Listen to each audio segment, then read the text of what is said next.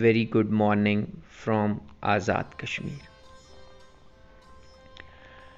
Unseen Kashmir की 5वीं episode में हम आपको लेके पहुंचे हैं कोटली।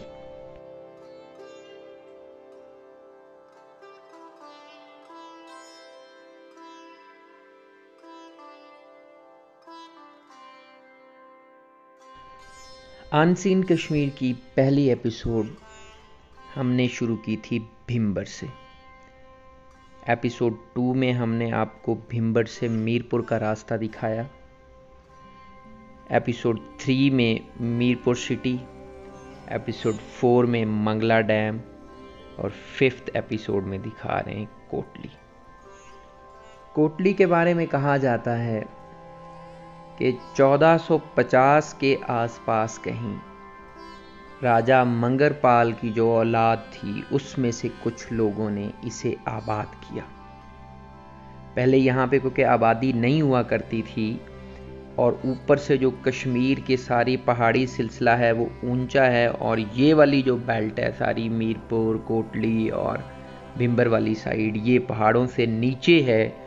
तो शुरू में इस शहर के आबाद होने की बुनियाद के ऊपर इसका नाम रखा गया कोतली। को माना पहाड़ और तली माना नीचे, कि पहाड़ से नीचे। फिर आहिस्ता आहिस्ता गर्दिश ज़माना ने कोतली को कोटली बना दिया। कोटली शहर ने अपने आप को मश्क जंग भी बनाया। एक दफ़ा 1819 में जब महाराजा रंजीत सिंह ने इसके ऊपर कब्जा किया और फिर ये ब्रिटिश राज का हिस्सा बन गया। जब 1947 में पाकिस्तान और इंडिया की आज़ाद रियासतें अलहदा-अलहदा कायम हुई तो नवंबर 1947 में इंडियन आर्मी ने यहाँ हमला किया। हमला करने के बाद उन्होंने जो गैरिजन था उसके ऊपर कब्जा कर लिया। पाकिस्तान आर्मी ने दोबारा से काउंटर अटैक किया और जो लोकल यहाँ के लोग थे उन्होंने पाकिस्तान आर्मी को सपोर्ट किया और नवंबर 1947 में ही काउंटर अटैक में पाकिस्तान आर्मी ने इसको दोबारा अपने कब्जे में ले लिया और उस वक्त से लेके आज तक ये पाकिस्तान आर्मी के अंडर ही है और रियासत आज़ाद जम्मू और कश्मीर का मुस्तकिल हिस्सा है।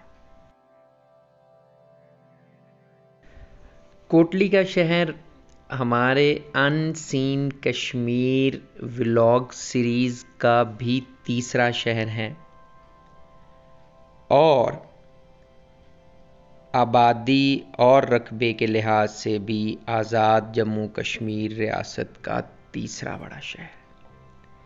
पहले नंबर पे मुजफ्फराबाद है, दूसरे नंबर पे मीरपुर है और तीसरे नंबर के ऊपर कोटली है। कोटली शहर की जो टोटल आबादी है वो तकरीबन कोई 50,000 अफराद हैं जो यहाँ पे रहते हैं। ओवरऑल जो ये डिस्ट्रिक्ट है इसकी आबादी आप कह लें कोई 10 लाख से थोड़ी नीचे है।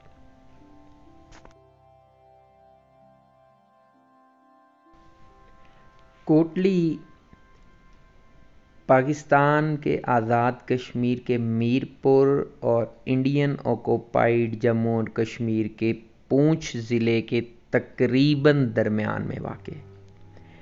मतलब मीरपुर से इसका फासला जो है वो ऑलमोस्ट 100 किलोमीटर है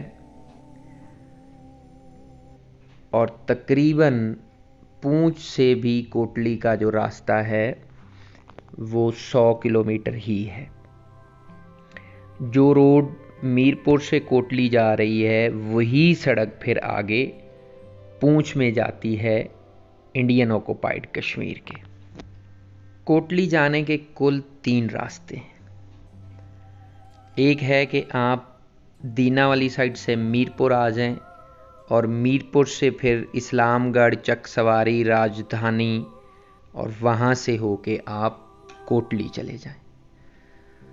दूसरे 2 रास्ते इस्लामाबाद रावलपिंडी वाली साइड से आते हैं। इस्लामाबाद से एक रास्ता कहूटा वाली साइड से आता है कि आप कहूटा से फिर शहनशाह चले जाएं, सेंसा जिसको बोलते हैं, और सेंसा से फिर आप कोटली चले जाएं। और इस्लामाबाद से ही दूसरा रास्ता है कि आप इस्लामाबाद से रवात आएँ, रवात से फिर आप कोटली से सतियाँ, और वहाँ से हो के फिर आप रामकोट फोर्ट से होके तो राजधानी विलेज जाएं, और राजधानी से फिर वही सड़क जो पीछे मीरपुर से चक सवारी से आ रही है उसको पकड़ के आप कोटली चले जाएं।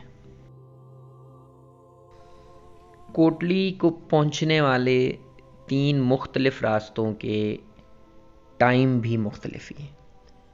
अगर आप मीरपुर से आ रहे हैं तो आपको 2 घंटे लगेंगे, तकरीबन कोई 100 किलोमीटर का रास्ता है, रफली 95-96 किलोमीटर बनता है।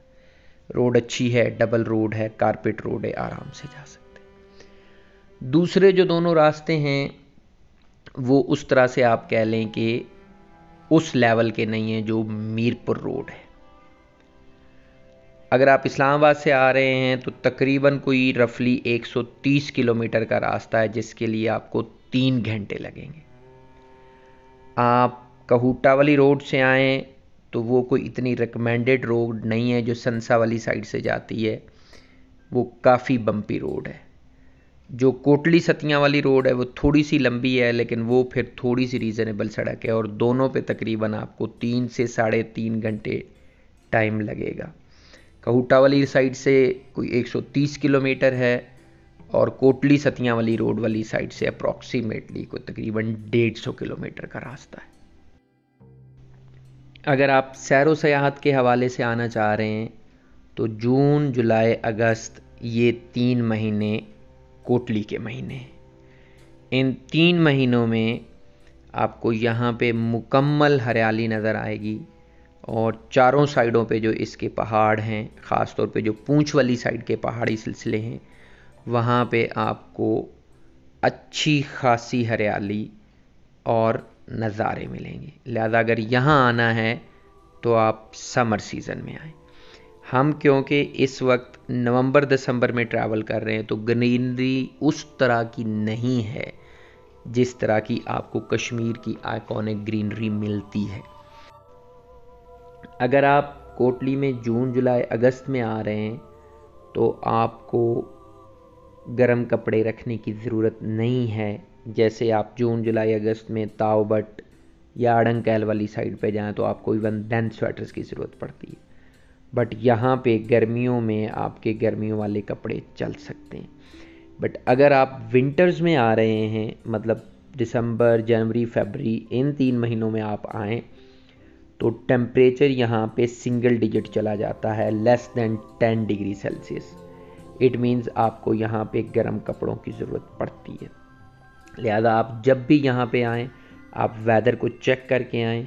इवन अगर यहाँ पे बारिश भी हो जाए तो हिली एरिया होने की वजह से यहाँ पे आपको स्वेटर्स की ज़रूरत, गर्म कपड़ों की ज़रूरत पड़ सकती है। इसलिए जब भी आएँ वेदर चेक करके आएँ ताकि यहाँ पे आके फिर आपको ठंड की वजह से हजीमत का सामना ना करना पड़े। अब सबसे इम्पॉर्टेंट बात कि अगर आप कोटली आए हैं तो यहाँ पे देखने की चीज़ें क्या क्या हैं। तो भाई कोटली जो है इसकी जो अपनी मशहूरी है वो इसकी वाटरफॉल्स की वजह से है। यहाँ पे 2 बड़ी मशहूर वाटरफॉल्स हैं। एक का नाम है लाला वाटरफॉल जो आपको समझ लें बिल्कुल शहर के अंदर ही मिल जाएगी, शहर के बिल्कुल ही पास है। और दूसरी है गुलपुर वाटरफॉल जो आपको अगर आप मीरपुर वाली साइड से जा रहे हैं तो आपको रास्ते में आ जाएगी। ये 2 आ गई यहाँ पे वाटरफॉल। फिर इसी तरह पे यहाँ पे 2 बड़े मशहूर फोर्ट्स हैं।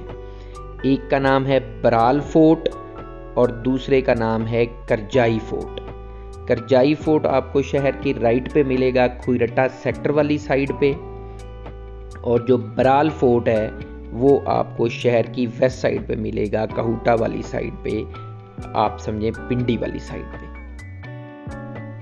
शाम के साए गहरे होते जा रहे हैं तो अब बात कर लेते हैं यहाँ पे स्टे की। अगर आप कोटली आए हैं तो आपको तकरीबन कोई 3 के करीब बजट होटल मिल जाएंगे। उनमें टॉप ऑफ द लाइन है शारदा व्यू होटल, जिसका बजट है तकरीबन कोई 3000 रुपये। फिर अल हसीब होटल है, एक होटल स्टे इन है और एक गुलिस्तान इंटरनेशनल